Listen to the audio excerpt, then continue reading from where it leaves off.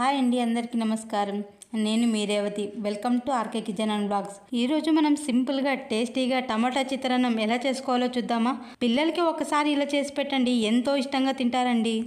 ఇప్పుడు బౌల్ తీసుకుని అందులోకి చింతపండు వేసుకోవాలి. చింతపండు వేసుకుని నీళ్లు పోసుకొని 2-3 సార్లు శుభ్రంగా కడుక్కొని అందులోకి కొద్దిగా నీళ్లు వేసుకొని పక్కన పెట్టుకోవాలి.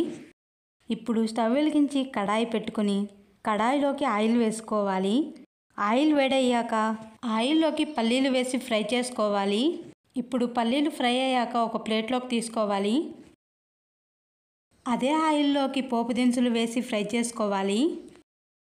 అలాగే ఇందులోకి చిన్నగా కట్ చేసిన ఎర్రగడ్డలు వేసుకోవాలి. ఇప్పుడు ఇందులోకి ముందుగా మిక్సీ పట్టుకున్న పచ్చిమిర్చి వేసుకోవాలి. అలాగే కరివేపాకు వేసి ఫ్రై చేసుకోవాలి. ఎర్రగడ్డలు కాస్త ఫ్రై అయ్యాక ఇందులోకి చిన్నగా కట్ చేసుకున్న టమాటా ముక్కల్ని వేసి ఫ్రై చేసుకోవాలి. ఇప్పుడు ఇందులోకి రుచికి సరిపడా ఉప్పు, చిటికెడు పసుపు వేసి కలుపుకోవాలి.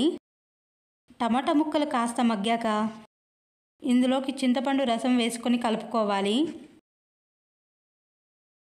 చివరగా కొత్తిమీర చల్లుకొని కలుపుకోవాలి. ఇది కాస్త చల్లారాక ముందుగా ఫ్రై చేసుకున్న పల్లీలు వేసుకొని కలుపుకోవాలి. ఇప్పుడు ఈ మిశ్రమాన్ని ఒక బౌల్లోకి తీసుకోవాలి. టమాటా గుజ్జులోకి అన్నం వేసుకొని కలుపుకోవాలి. ఉండలు లేకుండా నీట్గా కలుపుకోవాలండి.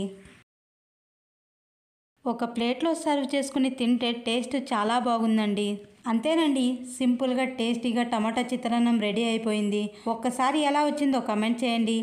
అలాగే ఈ వీడియో నచ్చితే లైక్ చేసి మన ఛానల్ను సబ్స్క్రైబ్ చేసుకోండి friends. Thanks for the watching.